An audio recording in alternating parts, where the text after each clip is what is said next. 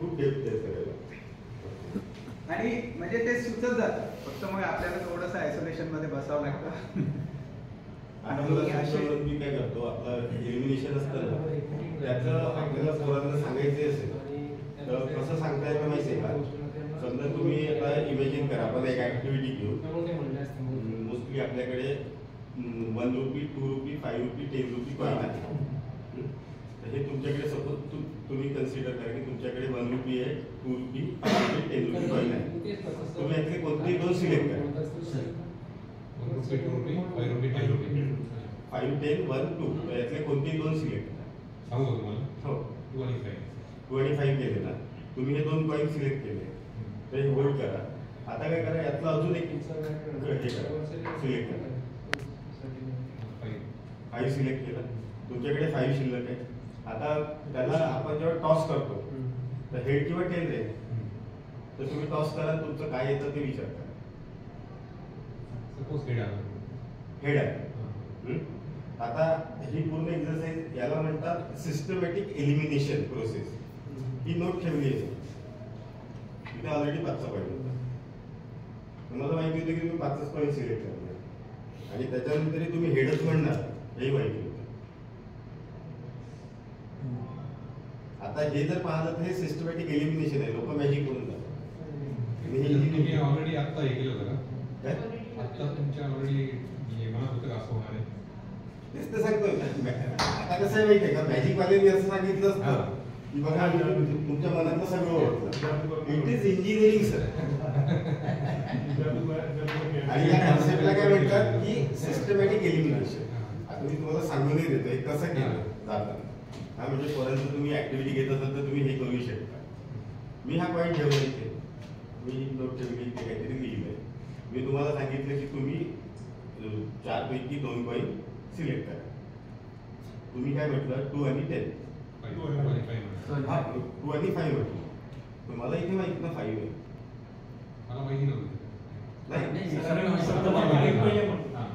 So what I told you की okay, you have selected 2, 5 ना, तर hold it. जर तुम्ही चुकून म्हटलं असतं की 1 आणि 2, तर मी काय म्हटलं असतं तुम्हाला फेकून. त्याचं काय उद्योग 5 आली ना, मग मी तुम्हाला म्हटलं असतं टाकलंय. तर मग ते कसे हे करतात, तुम्ही जर तेव्हा 5 म्हटलं, आता 5 तुम्ही सिलेक्ट केलंय ना, होल्ड इट टाईट. म्हणजे काय करतात ते हे करतात. आता प्रश्न उरला टेल आणि हेडचा. तर तुम्ही काय सांगितलं मला, हेड. मी हे कॉइन ठेवलंय 10. मग मी तुम्हाला काय म्हटलं असतं, हे बघा तुमचं कॉइन 5 आहे आणि टेल इथं ऑलरेडी. आता तुम्ही हेड म्हटलं, तुम्ही काय केलं, कॉइन उचलून घेतला, 5 दाखवलं तुम्हाला आणि माझी सेकंड ऑप्शन जो आहे हेड तो मी लिहून ठेवला. जर समजा तुम्ही टेल म्हटलं तर तुम्हाला कॉइन आणि हेच दाखवलं असतं. तुम्हाला लक्षात आलं असतं की मी कॉइन पण ओळखलं, साईड पण ओळखली आणि मी नोट घेऊन खिशात ठेवून दिली. कारण की याचं कामच नाही पडलं. Systematic elimination process. All the time ball is in our court. आणि मॅजिशियन असं शिकवतो ना आपण, पोरांना लक्षात येते हा कन्सेप्ट जो आहे, कोणती गोष्ट एलिमिनेट करायची, कोणती नाही करायची. मग ते तुम्ही फायनान्स सोबत हे करता, कनेक्ट करता, अशासोबत आमच्याकडे असं मॅजिकचे भंडार आहेत. पोरांना असं पूर्ण मॅजिक म्हणून सांगतो आम्ही. नंतर त्याच्यात अल्गोरिदम कसे तयार करायचे वगैरे, त्याचा अल्गोरिदम सोपं. एक्सपर्टाईजचा जो इश्यू म्हणजे काय होतं, ग्रुप्स बनवतो आम्ही. ग्रुप्स असे बनवतो की साधारण आता आमच्याकडे 5ची बॅच येते आणि जसं वर्कशॉपमध्ये आम्हाला इन्स्ट्रक्शन्स असे आले की 3 ग्रुप्स किंवा सर्कल बनवलेले आहेत. आता एम्पॅथी मॅपिंग आम्ही सगळ्यांना ते 4 दिले. सकाळी आपण जो एम्पॅथी 4 सगळ्यांना मी एम्पॅथी 4 दिले की प्रॉब्लेम रिलेटेड तुम्ही त्याच्यामध्ये मेन्शन करा. तर तो एम्पॅथी 4 टेंडा आम्हाला पुन्हा एकदा प्रॉब्लेम रिलेटेड कसं मुलांनी त्याच्यामध्ये नोंदवायला पाहिजे, ही एक त्याच्यामध्ये भाग आहे. दुसरं म्हणजे प्रॉडक्ट किंवा आयडिया लेवलवरती आली त्यानंतर एक्सपर्टाईज जे आमचं ॲज अ मेंटर आमच्या सगळ्या फील्डमध्ये एक्सपर्टाईज नसते.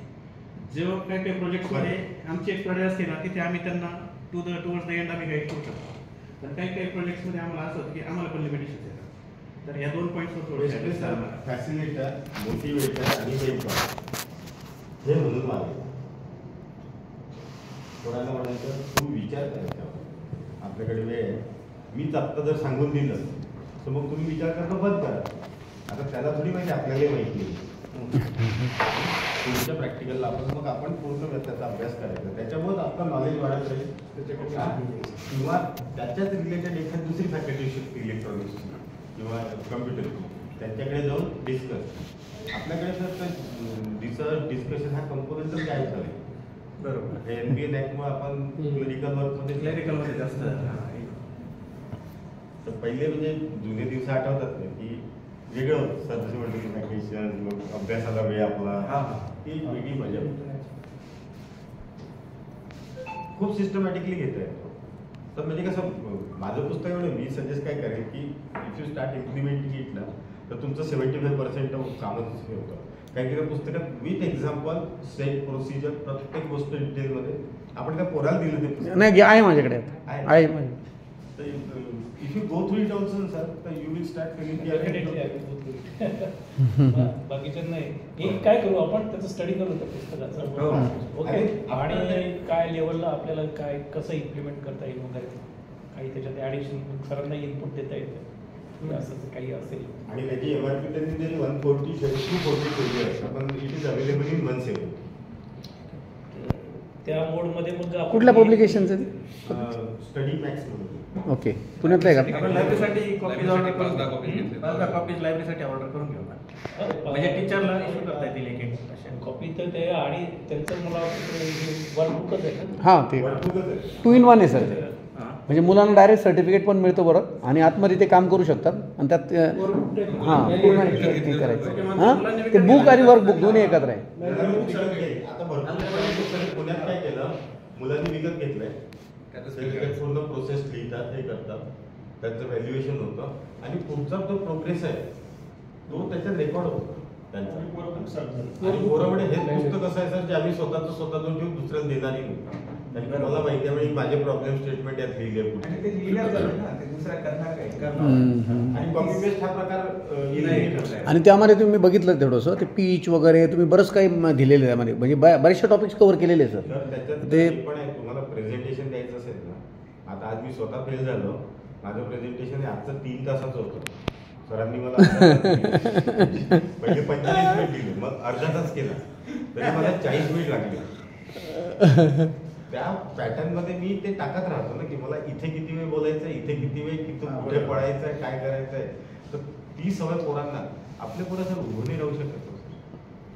PPT वाचतात म्हणजे अशा पोरांना कोणती कंपनी खरंच देईल का. म्हणजे याची कंपनी हे काय म्हणते बाबा तुला मराठीत बोल काही बोल हा पण तुला काय समजलं ते सांग तू वाचू नको. बरोबर. तर हे कधी येईल त्याला त्याचंच तर प्रेझेंटेशन माहिती असलं पाहिजे. की त्यांना हे तुम्ही आतापासून सांगा PBLचं जे बुक आहे तर दिस विल बी किंवा जे काही प्रोजेक्ट्स केलेले आहेत तर हे तुमच्या रिझ्युमेमध्ये रिफ्लेक्ट होईल. असं नाही आहे की आजचं प्रोजेक्ट करेक्ट मला 30 मार्क करेक्ट असं नाही. आणि ते बुक जर राहिलं ना तर ते पुढे त्यांनी त्या वेळी जर विचार केला तर त्यांच्या प्रोजेक्टचे पण सगळे हां 4 वर्षाचा जर्नी पाहत येतो फर्स्ट टू एंड.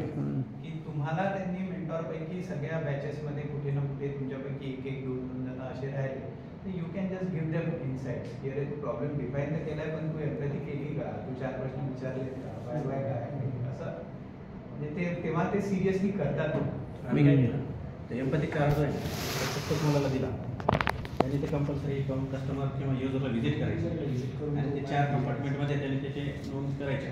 आता सर मी सांगून करते एक ग्रुप पाठवायच्या बेसमध्ये तिथे जे लोक काम करतात तुम्हाला काय काय प्रॉब्लेम आहे बसा दिवसभर त्यांच्या मोकळ्या वेळात विचारा लिहून काढा. मग यातला पोटेन्शियल प्रॉब्लेम कोणता आहे म्हणजे ABC ॲनालिसिस कर.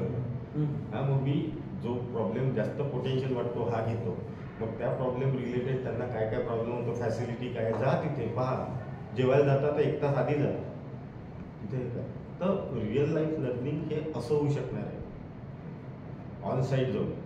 आणि त्याच्यातून स्टेटस कोला चॅलेंज करणं हे कारण ते ऑपरेटर काय म्हणणार की अरे पहिले मी 10 ताट म्हणजे जस्ट हे की मी पहिले 10 प्लेट्स मी सर्व करत होतो, आता तुम्ही केली डेव्हलपमेंट, आता मला 5च करावं लागते.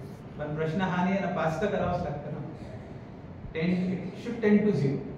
आयडियालिटी काय असतं की कोणी काहीच काम नाही करायचं पण तरी सगळं काही व्हायचं, म्हणजे ते स्टेटस कोला. आणि बरेचदा ते वर्कर पण आता जसं हे म्हणतायत तसं ते मुलं जातील 4 प्रश्न विचारतील परत येऊन जातील, पण ते ऑब्झर्व करावं लागेल, त्याला प्रत्येक गोष्टीला चॅलेंज करावं लागेल असं त्यांना आपण सांगायचं, बस ते करतात.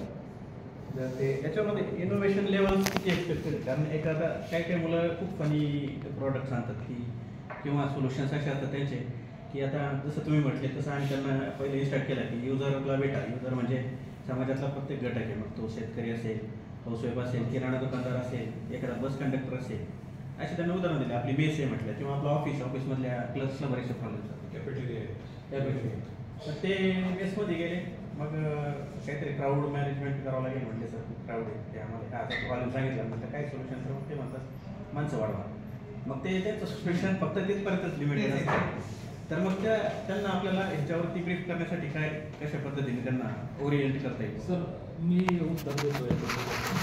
कसं आहे, सुरुवातीला एम्पॅथी स्टेज झाला, त्यानंतर एम्पॅथी स्टेजमध्ये जे प्रॉब्लेम आयडेंटिफाय झाले ना, तर त्या प्रॉब्लेम्सना आपल्याला डिफाईन करावं लागतं. आणि एकाच मेसमध्ये एकाच विषयावरती वेगवेगळे लोक ज्यावेळी जातात त्यावेळी ते वेगवेगळ्या दृष्टिकोनातून पर्स्पेक्टिव्हनं बघतात आणि त्यावेळी एक सुद्धा माणूस 2-3 पद्धतीनं तोच प्रॉब्लेम स्टेटमेंट लिहू शकतो. आता प्रत्येक आणि त्याची प्रोबॅबिलिटी पुढे सांगतो तुम्हाला. ज्यावेळी आयडिएशन स्टेजला जातो आपण डिझाईन थिंकिंगमध्ये तरी खास करून, ज्यावेळी आपण प्रॉब्लेमचं सोल्युशन काढायला जातो त्यावेळी क्वांटिटी मॅटर करते. Quality of solution is immaterial. म्हणजे तुम्ही किती चांगल्या पद्धतीनं एखाद्या सोल्युशन मधून तो प्रॉब्लेम सॉल्व्ह करता हे महत्वाचं नसतं. सुरुवातीला क्वांटिटी म्हणजे किती सोल्युशन, किती प्रकारचे solution. Let those solution be silly, म्हणजे सिमिंगली सिली सोल्युशन वाटू द्या, काही हरकत नाही, पण दॅट शुड बी देअर. आणि ती क्वांटिटी जी आहे ती quantity should lead then into quality. म्हणजे जे जिथं आपल्याला वाटतं की एकच उत्तर मिळू शकतं क्राऊड मॅनेजमेंटला की माणसं वाढवा, तिथं त्यांना विचार करायला भाग पाडणं गरजेचं आहे. आणि त्या ठिकाणी असा डायव्हर्सिफाईड, सरांच्या स्लाइडमध्ये एक स्लाइड आली होती तुम्ही पाहिलं असेल, एक आहे कॉन्व्हर्जंट थिंकिंग आणि डायव्हर्जंट थिंकिंग आणि दुसरं आहे कॉन्व्हर्जंट. तर याचे डबल डायमंड मध्ये याला डिव्हाइड करावं लागतं डिझाईन थिंकिंग प्रोसेसला. आणि नेमकेपणानं ज्यावेळी आपण पहिल्यांदा एम्पॅथी करतो त्यावेळी आपण ओपन माइंडेड पाहिजे जास्त प्रश्न काढण्यासाठी. त्यानंतर डिफाईन करताना त्यातले मोजके प्रश्न निवडण्यासाठी तुम्हाला अनालाइज करावं लागतं. म्हणजे डायव्हर्ज आणि पुन्हा कॉन्व्हर्ज केल्यानंतर पुन्हा डायव्हर्ज फेज येतो ज्यामध्ये आयडिएशन, जिथं की एक प्रश्न एकाच अनेक उत्तर. मग ते अनेक उत्तरं काढण्यासाठी मग त्याच्यासाठी काही टूल्स असतात, जसं की ट्रीज मध्ये मॅटचे मिप, ह्या फील्ड्स आहेत. हो, हे आता जे काढलं मल्टिपल सोल्युशन्स, एकच प्रिन्सिपल वापरून मल्टिपल सोल्युशन आपण काढू शकतो किंवा मल्टिपल प्रिन्सिपल वापरून सुद्धा मल्टिपल सोल्युशन निघू शकतात. आता त्यामध्ये फास्टर आयडिया जनरेशन नावाचं एक टूल आहे, त्यामध्ये काही स्ट्रॅटेजीज आहेत, थिंकिंग स्ट्रॅटेजीज.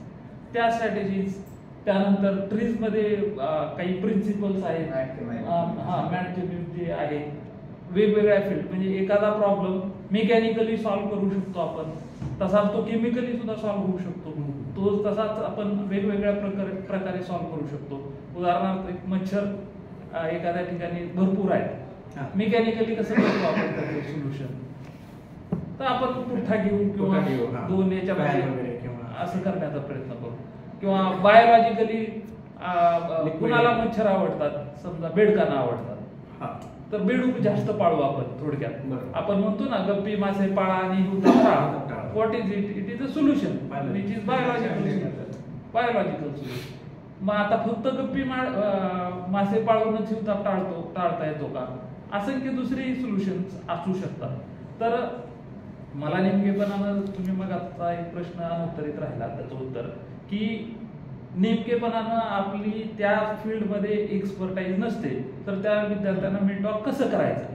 तर हा जो आयडिएशन स्टेजला आल्यानंतर प्रोटोटाईप स्टेजला पुढं ज्यावेळी आपण मूव्ह होतो त्यावेळी नेमकेपणानं हा प्रॉब्लेम येत असतो.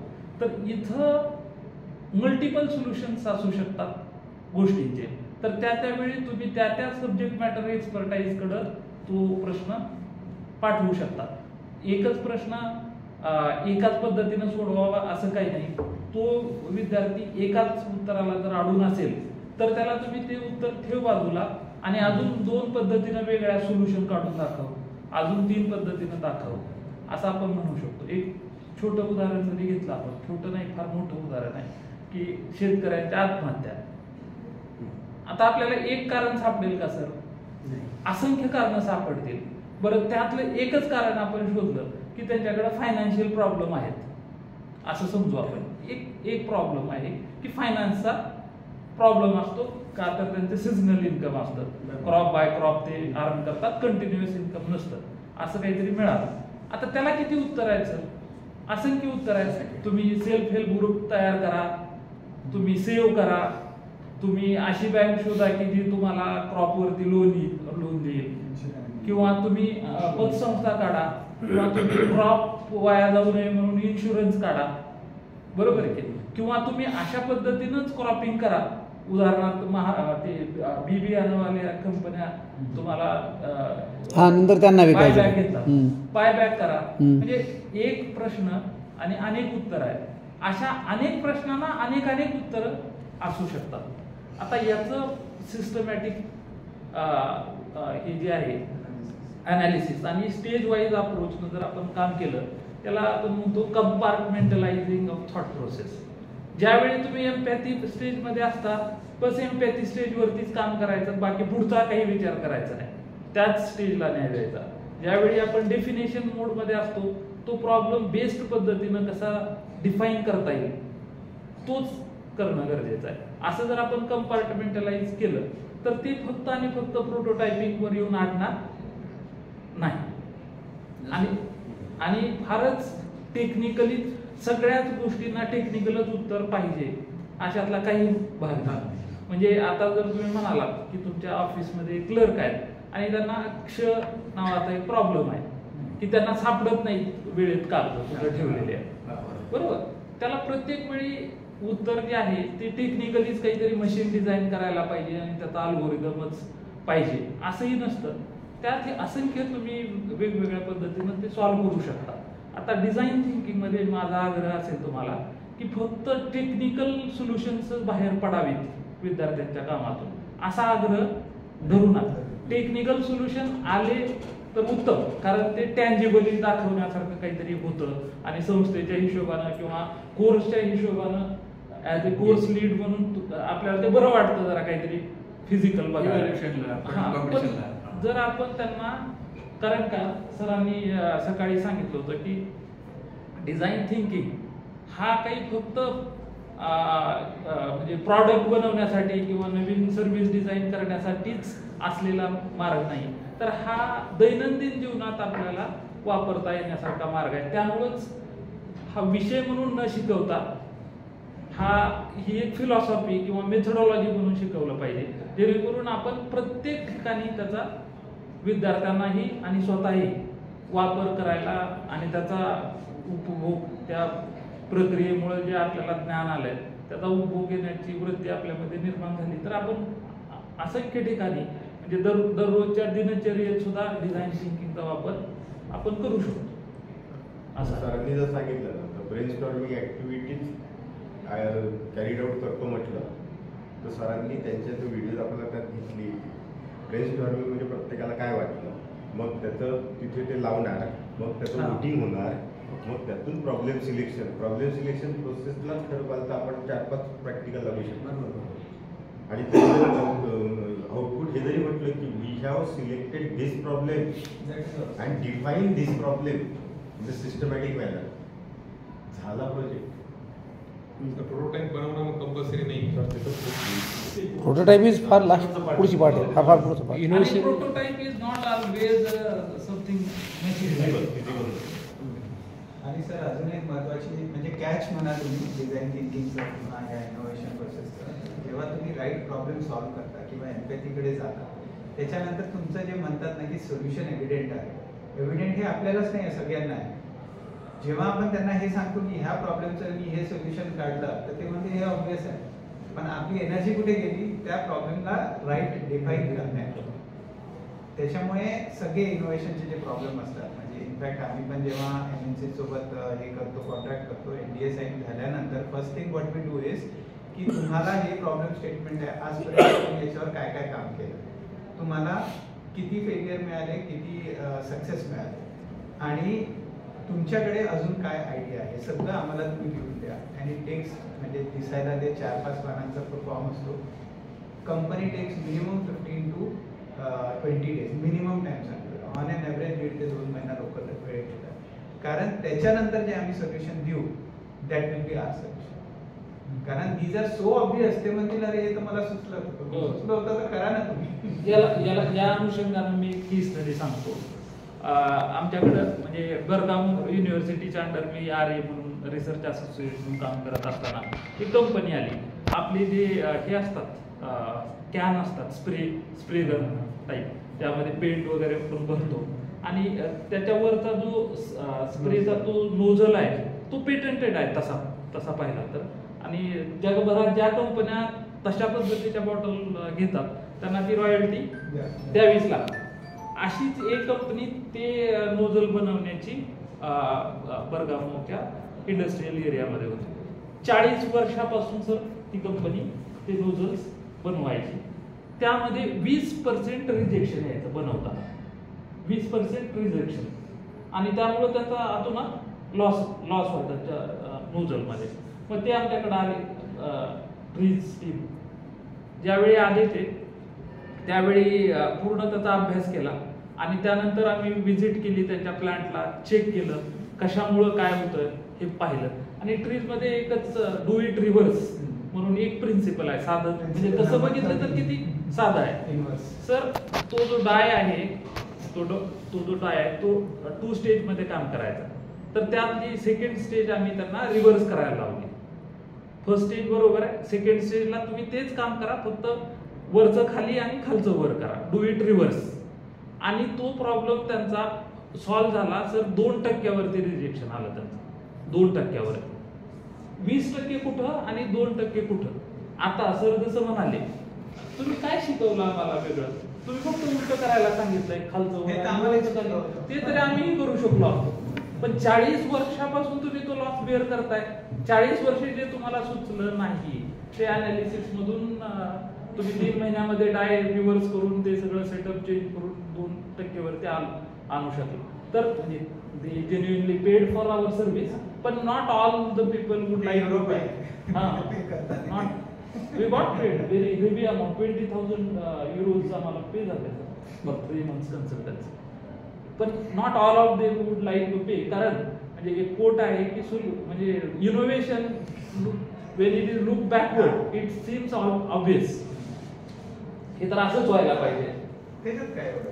ते एक सिंपल गोष्ट आहे. आता हे जे केलं होतं याच्यावर विचार केला तर तुम्ही कसे होते तिथं 5च कॉइन कसं होतं, मी हेड म्हटलं तर हेडच का होतं, याच्यावर आपण डोकं कुठं बसलो असतो. पण मी सांगितल्यानंतर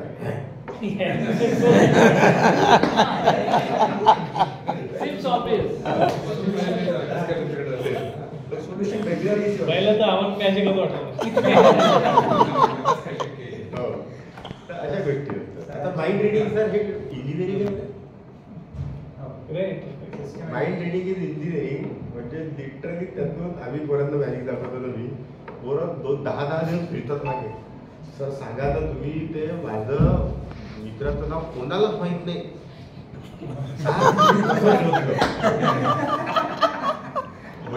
तू शोध. बरं, अजून एक याच्यामध्ये महत्वाचा मुद्दा सांगायचा म्हणजे आपला आग्रह असतो की काहीतरी सोल्युशन आलंच पाहिजे. पण प्रत्येक वेळी म्हणजे solutions mainly when they are innovative they are not obvious.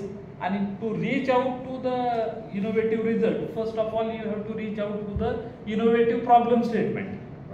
म्हणजे ऍटलिस्ट म्हणजे शिव खेरा जसं म्हणतात, winners don't do different things, they do things differently. जरी ही कॉन्सेप्ट मॅनेजमेंट मधली असली तरी ती इनोव्हेशनला ऍप्लिकेबल आहे.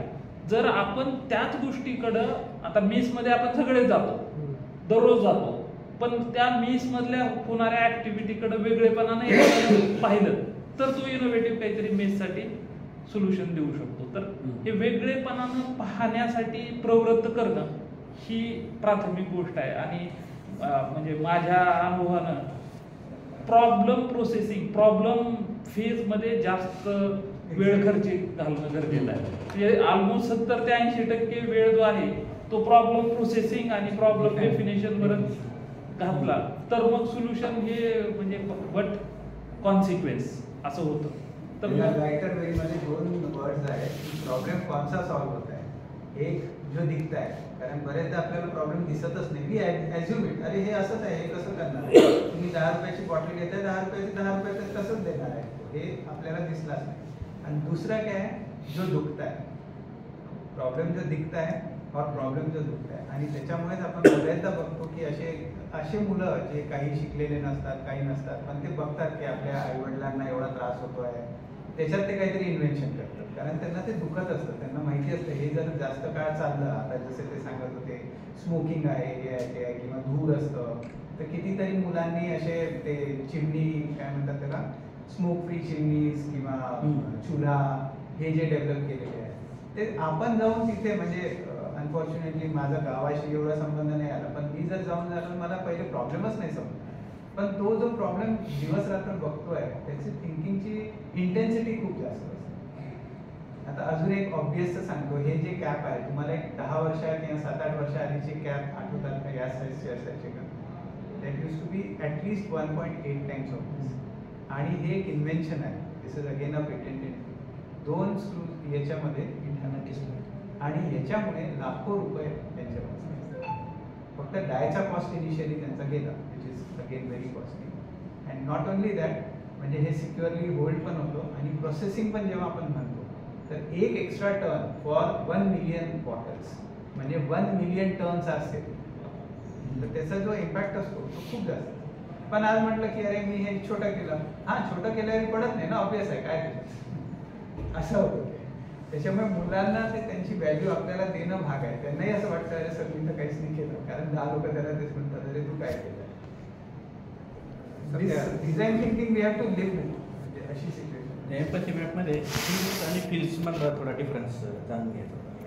थिंग्समध्ये एक्झॅक्टली तो आणि फील्ड्समध्ये काय डिफरन्स येतो? थिंक आणि कारण डचमध्ये तो काय करतोय आणि सेज बरं का, सेज आहे ना, युजर काय सेज, तो युजर काय बोलतो ते मुलांना समजतं, किंवा तो काय करतोय ते पण ते लिहू शकतात.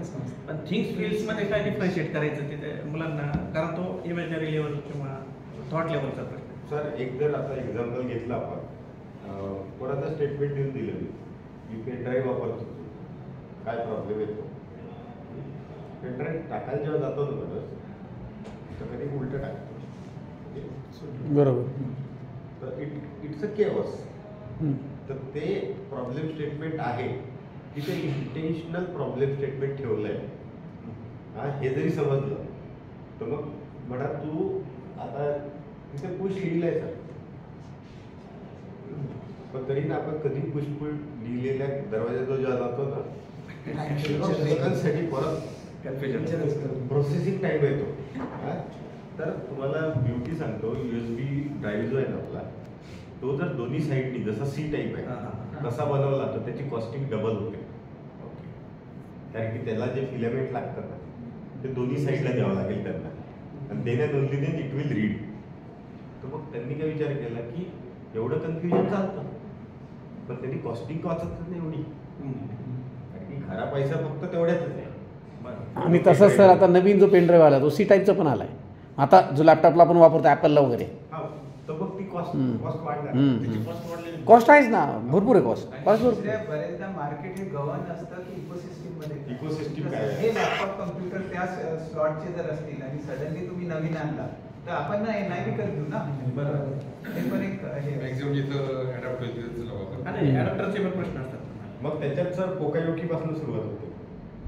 नाही, नाही. पोकायोकी म्हणजे कसं मिस्टेक प्रूफ. आपलं सिम कार्ड आहे झालं ते 4 टाईपनी बसवतो आपण. असं असं उलट असं हा. चूक होऊ शकते. बरोबर. काय नाही साईडला कट दिले आता हा. बसवून दाखव उलट तुलट. हां. आता ते सरळच बसणार. बरोबर. पण तो कट दिल्यानंतर सगळ्यांना बट ऑबियस वाटतं पण तो दिला नाही तोपर्यंत तो सगळे चपात्याच भाजत होते. अच्छा, थिंक आणि फीलचा एक क्विक हेच आहे, दिखतावर दुखता. हा थिंक मला असं वाटतं की असं आहे, पण मी फील केव्हा करतो जेव्हा मला त्रास होतो. हां. है ना? आणि फील करणं एम्पॅथी म्हणजे तो सांगतोय की मला 1 किलोमीटर चालावं लागते पण मी एक्सरसाइज साठी रोज 10 किलोमीटर धावतो. मला काय वाटतं त्याला 1 किलोमीटर चालायला त्याला काय प्रॉब्लेम नाही. बरोबर. पण मी धावतो कशासाठी, माझं एक एन्जॉयमेंट आहे. पण तो 1 किलोमीटर चालतो त्याला बर्डन आहे. ते मी फील करायला पाहिजे ना. लोक काही असेल एक वेगळं उदाहरण देतो. एटीएमला ज्यावेळी आपण जात असतो, समजा तुमचा स्टुडंट एटीएमला गेला आणि एटीएमच्या समोर भली मोठी रांग आहे, बरोबर. आता हे थिंक आणि फील कसं भरायचं? ज्यावेळी फार मोठी रांग आहे त्यावेळी त्या रांगेत उभारला असताना तो विचार काय करतो ते थिंक मध्ये आलं पाहिजे. काय विचार करत असावा? तुम्ही एखादा मुद्दा सांगा. पैसे गर्दी कमी पाहिजे. अरे गर्दी कमी पाहिजे होती सकाळी. दुसऱ्या ATM ला गेलं तर बरं झालं. बरं झालं. पैसे हा जो नसतात. तो विचार करतो, म्हणजे आता मी काहीच उत्तर दिलं नाही पण आपल्याला सगळ्यांनाच कळू शकतं की तो माणूस तिथं काय विचार करत असावा. कारण आपण एकदा तरी अशा अवस्थेत अडकलेलो असतो म्हणून आपल्याला येतं. तर ते जे थिंक करतो ते थिंक मध्ये लिहून घ्यायचं. आणि फील, मग आता गर्दी असल्यानंतर फिलिंग कशी असते आपल्याला, म्हणजे अँशियस होतो Anxious आपण. होतो. अरे मला घाई आहे ऑफिसला, मला पंचिंग आहे, वेळेत मला पोहोचायचं आहे. तर मग ती फिलिंग काय असते? अँझायटी असते. आणखी काय फ्रस्ट्रेशन असतं. मध्ये जर हा. एखादा जण घुसला त्या रांगेमध्ये तर आपण फ्रस्ट्रेट होतो. अरे आम्ही काय वेडे आहेत का याला रांगेत उभा राहायला वगैरे वगैरे. तर ह्या ज्या फिलिंग आहेत त्या याच्यामध्ये लिहिणं अपेक्षित आहे की हाऊ दे आर फिलिंग. इनहरंट असते. हा, इनहरंट. कसं वाटतं आता आपल्याला? आपल्या इथलं प्रत्येकाला वाटतं ना, आपण टोलवर जातो किंवा पेट्रोल भरायला जातो ना, तर प्रत्येकाला वाटतं त्या लाईनीत उभं राहिलं तर बरं झालं असतं. म्हणजे प्रत्येक ही फिलिंग आहे. आपण थिंक जर केलं ना तर काहीच प्रश्न नाही. टोलला तसंच होतं ना. टोलला ह्या लाईनमध्ये जायचं त्या लाईनमध्ये जायचं. इकडे गेलं का असं वाटतं तिकडे गेलं बरोबर. कस्टमर ओरिएंटेशन कसं बदलतं. मी जेव्हा ते तुम्हाला पेनड्राईव्हचं उदाहरण देत होतो ना, तर व्हॉट कस्टमर फील्स, अरे यार हे उलटं सुलटं, खरं तर त्याला काही वाटत नाही आहे, माझं चुकलं असं नाही असं लावा. त्याची अंडरस्टँडिंग फिलिंग ओके कॉम्पेन्सेट होते. ज्यांनी मॅन्युफॅक्चर केलं त्याची फिलिंग काय आहे, 50% प्रोडक्शन कॉस्ट वाचली. Which filling is more important. मग तुम्ही कस्टमर कडून आहे की तुम्ही प्रोडक्शन कडून आहे, तुमचे रोलही बदलतात ना. आणि शार्क टँक जर तुम्ही बघत असाल ना, तिथे भरपूरसे जे एंटरप्रेनर येतात ते कोण असतात माहिती का, माझ्या याच्यासोबत असं झालं होतं मग मी रिअलाइज केलं मग मी ठरवलं हेच आहे ना, असे एंटरप्रेनर बनतात. तर तुम्ही प्रॉब्लेम स्टेटमेंट पोरांना आयडेंटिफाय करायसाठी त्याच्या डेप्थमध्ये जायला जेव्हा सांगाल ना, तर ते लिटरली मनावर घेतात आणि त्यातून ते उद्योजक बनतात. बरं की नाही, मी आता हेच प्रॉब्लेम सॉल्व्ह करेन. कारण की तो त्या प्रॉब्लेम मध्ये पूर्ण इन्व्हॉल्व झालेला असतो. इन्व्हॉल्व जसे तिथे पबजी बसलेले असतात ना, तिथून बाहेर काढून नाही तू जा रोज 10 शेतकऱ्यांशी बोल, काय बोलले काय लिहिले मला रेकॉर्डिंग. त्रास घेतलेला असतो, भयंकर त्रास असतो. Aurangabad Indo German tool room माहिती आहे? हा, आम्ही गेलो होतो ना. तिथं GIZ जे जर्मन कॉर्पोरेशन आहे त्यांच्या फंडिंगनं एक प्रकल्प तयार केला होता. त्यांनी काय केलं होतं, आसपासचे जे छोटे मायक्रो वर्कशॉपवाले आहेत, छोट्या मोठ्या MSME सेक्टरच्या कंपनीचे प्रॉब्लेम, 2 जणांची टीम केली विद्यार्थ्यांची टूल रूमच्या. 2 जणांनी जायचं आणि एक जे MSME सेक्टरची कंपनी आहे त्यांच्याकडे जायचं आणि प्रॉब्लेम घ्यायचा. 6 महिन्याचा कालावधी तो प्रोजेक्ट रन झाला, ज्यामध्ये विद्यार्थ्यांनी जायचं, ऑब्झर्व करायचं, फिगर आउट करायचं. त्यांनी दिलं प्रॉब्लेम स्टेटमेंट तर चांगलंच आहे, नसेल तर आपण फिरायचं, प्रॉब्लेम स्टेटमेंट काढायचं, त्यावरती सोल्युशन द्यायचं. आणि ते सोल्युशन दिल्यानंतर आता त्यापैकी जवळपास काहीतरी 20 एक प्रोजेक्ट होते त्यांचे. 20 मधले जवळपास 5 का 6 प्रोजेक्ट ना सर, म्हणजे त्या सोल्युशनच्या कंपन्या झाल्या आणि त्यांनी त्या कंपन्यांना वेंडरशिप दिली, त्या कंपन्यांना म्हणजे सप्लाय केलं त्यांनी, बेसिकली जे सोल्युशन तयार केलं त्यांनी त्यासाठी, असं दुसऱ्या असंख्य कंपन्यांना ते सोल्युशन लागणार होतं. तर मग तेच स्केल केलं त्यांनी आणि त्या सोल्युशनवर त्यांची त्या मुलांची कंपनी झाली, 5-6 कंपन्या अशा त्या सोल्युशन्सवरती झाल्या. तर हे असं होऊ शकतं. आता प्रॉब्लेम स्टेटमेंट सांगतो तुमच्यासाठी की आता हे बुक इम्प्लिमेंट करायचं की नाही, हा मग पैसे कॉलेज देणार की पोरं देणार, फक्त 170 रुपयाला पडतात. आम्ही जेव्हा मॅन्युफॅक्चर केलं ते पुस्तक, तर वी हॅव टेकन केअर की झेरॉक्स केलं 170च्या खाली झाली पाहिजे, म्हणजे वरती झाली पाहिजे. म्हणून म्हणजे बिझनेस पॉईंट ऑफ व्ह्यूनी पण माणसाला खूप स्ट्रॉंगली विचार करावा लागतो की नंबर ऑफ पेजेस एवढे ठेवा की याचे झेरॉक्स केले तर झेरॉक्स 200 रुपयात झाली पाहिजे आणि आपण जेव्हा स्टुडंटला घेऊ तेव्हा 170. तर तेव्हाच ते फिजिबल राहील. मी जर समजा 50 पानाची पुस्तक काढली आणि 100 रुपये प्राईस ठेवली, कोणता पोरगा घेईल? एक विकत आली का झेरॉक्स सुरू. मग हे डिसिजन घ्यायचं असेल तर मग याच्यातून फायदे काय होऊ शकतात पोरांच्या फ्युचरमध्ये. मग college is really ready to bear 170 rupees or student, तर स्टुडंटचा हिशोब केला तर मग आम्ही कसं पोरांचं अनालिसिस काढा की किती पोरांना 170 हे बॅरियर वाटतं. मग विकली पॉकेट मनी ते कशा कशात खर्च करतात त्याचे अनालिसिस. अरे 150 रुपयाचा पिझ्झा खातात. हां बरोबर. हे पुस्तक त्याला 4 वर्षात मे बी त्याला उद्योजक बनवू शकते किंवा काही करू शकते. मग काय तर पोरांच्या बेनिफिटसाठी आहे. पोरांना सांगितलं की बाबा हे पुस्तक तू घ्यायचं आणि तू कम्प्लीट करून तू ठेव तुझ्याजवळ हे ते, आणि उद्या प्रोजेक्टसाठी वाटलं कशासाठी तर हे करू शकतो. तर what type of decision we take on हे आपण टेबलच्या या साईडला असतो ते आपल्याला डिसिजन सांगायचं. तर त्याच्यातही तुम्हाला भरपूर हे येतील की नाही एक जण घडेल नाही आपल्या पोरांची परिस्थिती नाही आहे, पोरांना कशाला टोल द्यायचा, मग आपण आपलं काही डेव्हलप करू शकतो का, मग हे असे येतील सगळे सोल्युशन. मग त्यातून कोणतं बेस्ट आहे त्याच्यासाठी डिझाईन थिंकिंग वापर एक पुस्तक वापरावंच लागेल. नाही आणि याच्यावर एक प्रश्न असा होता की आता आपण सुरुवातीला जे बोललो जे आपण 22 मुलांचे जे 7-7 मुलांचे आणि सुरुवातीच्या फेजमध्ये आपण प्रत्येकाला दिवजनकडे पाठवतो, तर ते 7 जण एकत्र येऊन मग त्याची जी वेस्ट आहे ती पिकअप करून मग पुढे जातात. काय होतं सर इंडिव्हिज्युअल लेवलला करतो. हां प्रॉब्लेमचे स्टेटमेंट इंडिव्हिज्युअल लेवलला लिहितो आणि मग फायनल झालं की तिथून प्रेझेंटेशनही आपण प्रत्येकाच्यातलं बेस्ट चूज करतोय ना ग्रुपमधले. 3 ग्रुपमधलं प्रत्येकच बेस्ट. मग त्यांच्यातच इंटर कॉम्पिटिशन लागते की मी व्यवस्थित लिहिलं पाहिजे, मी आयडेंटिफाय केलं पाहिजे. मग आता जे एक्सपेक्टेड आहे ते 7 जे ग्रुपमधले सब ग्रुपमधले जे 7 जण आहेत तर त्या 7 जणांनी 7 आयडिया पुढे घेऊन जायचं की एक आपण ग्रुप वाईज एक आयडिया घेतली ना. आता सध्या आम्ही काय केलं होतं 7 जणांना युजरकडे पाठवलं. 7 जणांचे हे केलं 2-3 कॉलेजेसनी केलं. हा सर्व्हिस एक काम करू आपण पेवाडी सर बोलले पण त्यांच्या फाईल बघितल्या तर त्या 7 पोरांचे एकदम आयडेंटिकल आहे. यांनी याचं स्पेलिंग चुकीचं लिहिलं आहे तर समजेल. हां ते आहे. विचार एकच करतोय. विचार एकच करतो आपल्याला 7 पोरांना विचार करायला हवा. ग्रुपमध्ये 22 जण असतील तर 22 प्रोजेक्ट करायला लागतील. नाही नाही थिंकिंग सर थिंकिंग पण वेगळं करायचं सगळं. Different solution different. सेपरेट करायचं. कारण की इनिशियल थॉट वेगळे आहे ना प्रत्येकाचे. मला वाटतं बराच वेळ घेतला आपण आता. यांचा जो प्रॉब्लेम स्टेटमेंट होता की xerox should be costly as compared to the book cost. पण आता यालाच टेक्निकल किंवा इन्व्हेंटिव्ह प्रॉब्लेममध्ये आपण हे सही केलं की कुठल्याही मशीनवर जा ते झेरॉक्सच नाही वाटत. अजून एक वेगळं पद्धत. How to think different.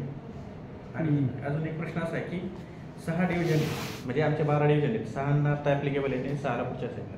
Next तर ह्याच्यामध्ये हे आयडियाज पुन्हा ती मुलं कॉपी करण्याचे जे चान्सेस आहेत. कारण की काय होतं आम्ही टीचर वेगवेगळे करतो. टीचर सगळे वेगवेगळे आहेत. माझ्याकडे 3 बॅच आहे, यांच्याकडे 3 आहे, त्याच्याकडे 3 आहे, असे बॅचेस.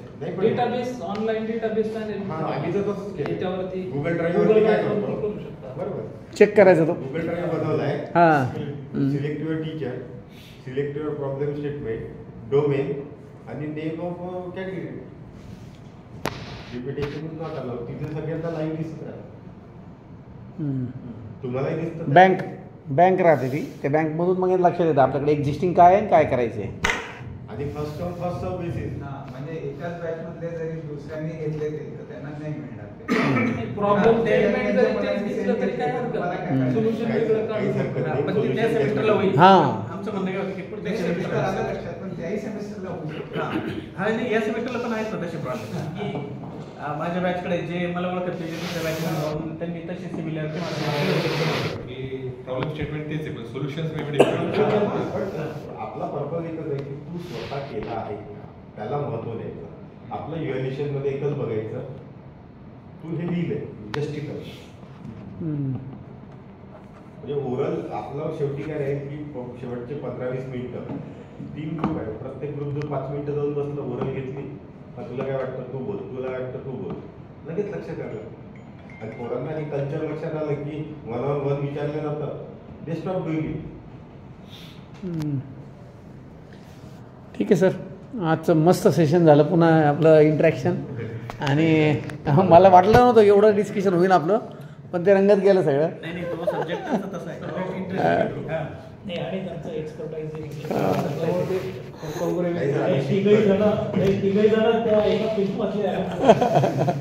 असं समजतो की अजून सुरुवातीला घ्यायची काय.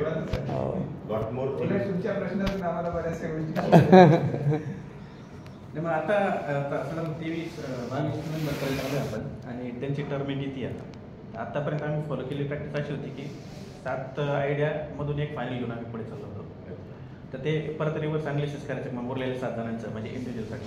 हां, म्हणजे कसं आता ही जी बॅच आहे ना पहिली, तर ही हे करू द्यायची त्यांना फार खूप एखादं पुस्तक हे करून वगैरे, पण नेक्स्ट टाइम पूर्ण प्लॅनच देऊ शकतात. हां म्हणजे इन बिटवीन व्हेरी डिफिकल्ट.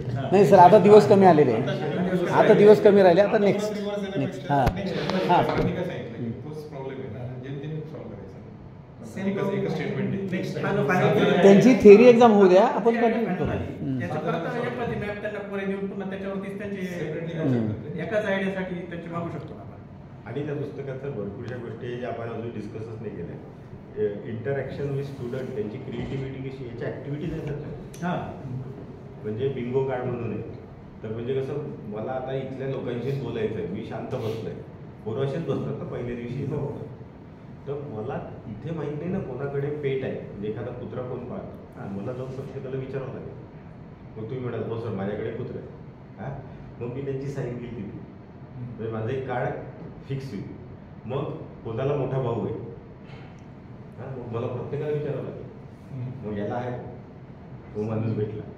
मग मला अजून एखादा प्रश्न राहील की कोणाला गिटार वाजवता येते किंवा एखादं म्युझिकल तबला इन्स्ट्रुमेंट वाजवता येते, असे प्रश्न लिहिले छोटे छोटे छोटे. आणि त्यांनी ते आपण हाऊजी खेळतो ना, ते नंबर करतो, त्या हाऊजीला कन्वर्ट केलं मी याच्यात. म्हणजे काय होईल, पहिल्याच दिवशी पोरं इनडायरेक्टली प्रत्येकाशी बोलायला लागतात.